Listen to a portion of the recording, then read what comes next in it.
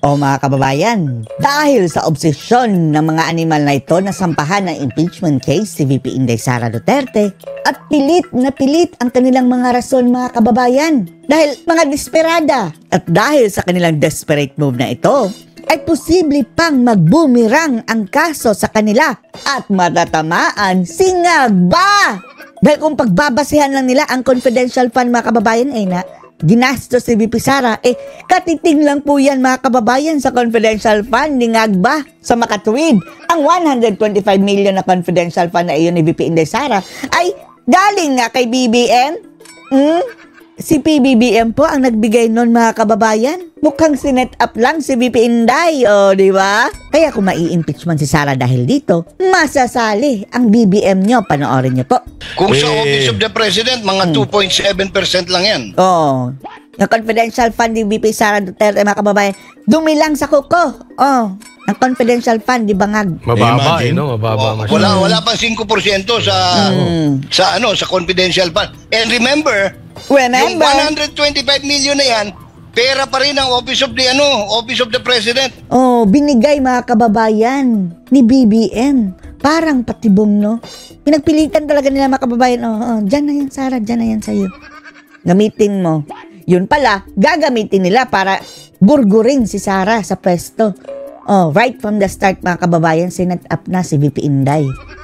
Nangyari yun ay 2022 mga kababayan. Di ba umupo sila June? Inubos na ni Leni Robredo yung budget mga kababayan ng OVP. Tapos maraming project si Sara all over the Philippines, Luzon, Visayas, Mindanao, mga satellite offices. Bago niya i-put up ang mga opisinang iyan mga kababayan, dapat alam niyang secure. Kailangan ng fund. Siguro pag upo nila sa pwesto, sinabi ni BBM, huwag kang mag-alala, bibigyan kita ng confidential fund. Pero later on na, dahil mataas ang proseso ng transfer niyan galing from my budget Galing po yan sa Office of the President mga kababayan. Tapos binigay nila mga kababayan pagkatapos na ng taon para sabihing ginastos in 11 days. Gayong project proposal naman yan mga kababayan. Hindi po ibig sabihin 11 days lang na pakinabangan. That is for the long run.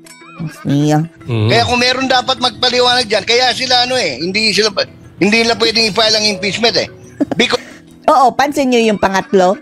Third impeachment mga kababayan, wala na tayong narinig. Di ba ang sabi may pangatlong impeachment? Parang pull out mga kababayan, bigla. Tapos pag pinali ng impeachment, automatic they have to file an impeachment against the President because the funds came from the Office of the President.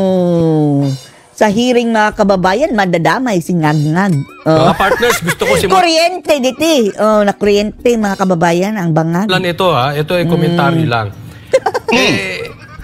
Tingnan nyo kung paano binild up itong impeachment.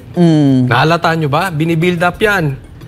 Kinasuhan. Si VP Sara ay inimbestigahan, si PRRD, leading to impeachment.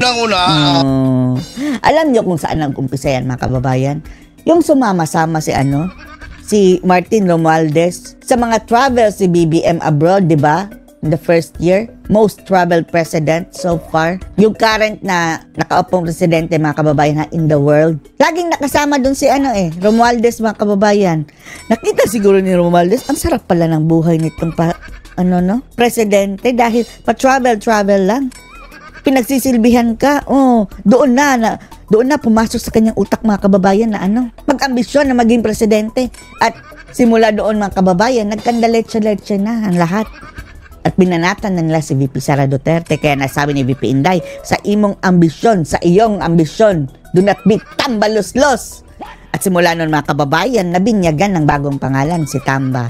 At siya ay naging tambaluslos na. Siguro, nag-aantay ng signal yung Secretary General, but hindi nila pwedeng ipagpaliban yan o patagalin pa. Kasi merong merong timeline yan sa ngayon sa regulasyon, Di ba ang sabi dapat dinggin within 10 days? Ilang days na yun? Ilang araw. Working days pala. Hindi nila pwedeng ipitin yan kasi ang complainant hindi tagaloob. Ikalabas mga makabayan black. Yung mga makakaliwa, mga dilawan, sinasaba dilima. Member ng Evil Society, Evil Society, no? Evil Society. They have to submit that to the anong tawag nito. Kasi nga ganito yung drama nila yung drama. Yung plano nila, no? Yung stick to the plan. May magpapile galing sa labas, may magpapile yung mga komunista, no? Pagkatapos may Yung mga saba. magpapile na supposed to be yung mga taga Quadcom, no? Yung Tuwadcom. mga taga good government. Na So bad yun ang government. inaantay. Kasi ang balak nila, i-consolidate nila yan. Unfortunately, wala talaga, alam ng Quadcom, Walang substance, mga kababayan. Pahiya lang sila. Ampaw. So, hindi nila tinuloy. Dahil pilit na pilit, mga kababayan eh. For the sake lang na mayroon silang reason. Dahil pagdating dyan sa botohan sa mga kababayan sa Kongreso, hindi na kailangan ng rason. Hindi po yan korte eh. Mga buhaya yan, mga politiko dyan, mga kababayan. In fact, wala nga eh. Nakakatuwa nga yung si Mr. Chua, no? Chihuahua. Sabi niya, ano na ito, summary na pagkatapos, pero bukas pa. No? Hindi malaman kung anong tawag nito eh, anong klaseng kabubuhan meron, ano? Pero Kasungahan. it may, they have to attend, kung ano yung na-submit, kailangan matransmit na yan, no? And they have no choice but to transmit it within the week. Tapos anong sabi ni VP Inday? Finally, matagal niyo na pinagplanuhan yan. Mas mabuti na, andyan na yan. Para mahaharap ko na. The longer it is delayed, mas lalo na silang hindi aabutan sa kanilang kalendaryo dahil nung na-file yung sa akbayan at saka yung sa civil society, 20 working days na lang natitira. 20 session days. Na-delay yan. Nagsampa pa yung yung mga alagang komunista ni Speaker, no? Pati yung paring addict daw, mga kababayan. 15 years na naging addict. Yung grupo ng makabulok, makabayan. Makabayan. So, anong tawag nito? Mas lalo nang na-delay. So, Ayan, ano yan, from the very start naman. Punong-puno ng sa mga oras- realista. Grabe ang tawa ng babae doon, mga kababayan. Si ano ba yun? Yung dating kongresista ng kabataan, yung babae. Wala sa technical pa lang, wala na sila eh. Kulang sa oras. Pag tinignan mo yung unang complaint na dapat yun ang unahin talaga na natingnan, talaga ibabasura mo yun dahil walang substance. Isipin nyo na lang, mga kababayan, pati daw yung sinabi niyang hukayin niya ang labi ni Ferdinand Marcos Sr. ay grounds for impeachment. Pati yung mga issue daw ni VP Sara nung mayor pa siya, ground for impeachment, which is, hindi na po scope yan, mga kababayan, dahil yung nangyari lang nung panahon na naging vice-presidente siya. Tingnan nyo, mga ungas. No, walang kwan talaga. Tama siya siguro sa forma dahil abogado nag-prepare, pero yung sustansya ng complaint, wala ka talagang mapipili doon na sustansya. Pati yung pagsabi na designated survivor siya, mga kababayan, sinali. Ng mga ungas. Tsaka Boss Jay, may dagdag ko lang.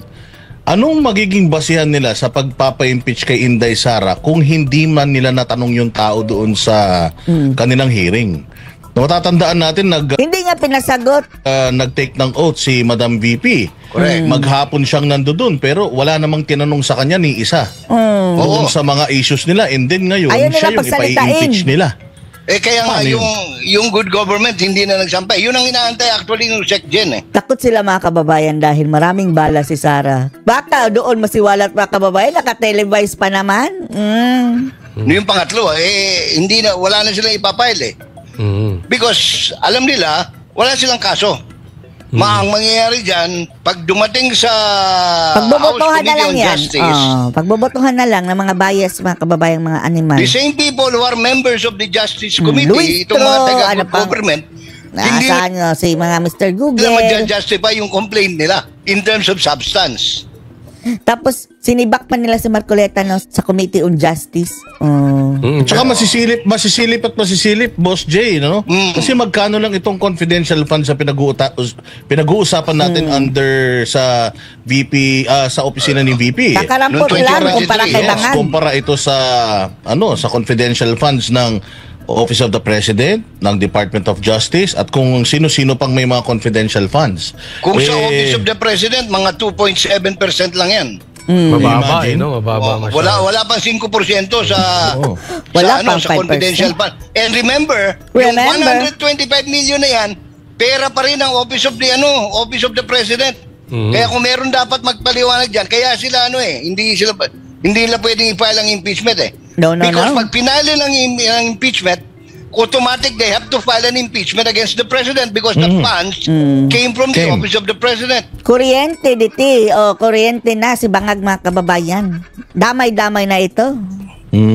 Kaya Hindi natuloy yung pangatlo. Ano masasabi nyo dito, mga kababayan, na nag-boomerang sa kanila ang kabubuhan nila? Post your comments below.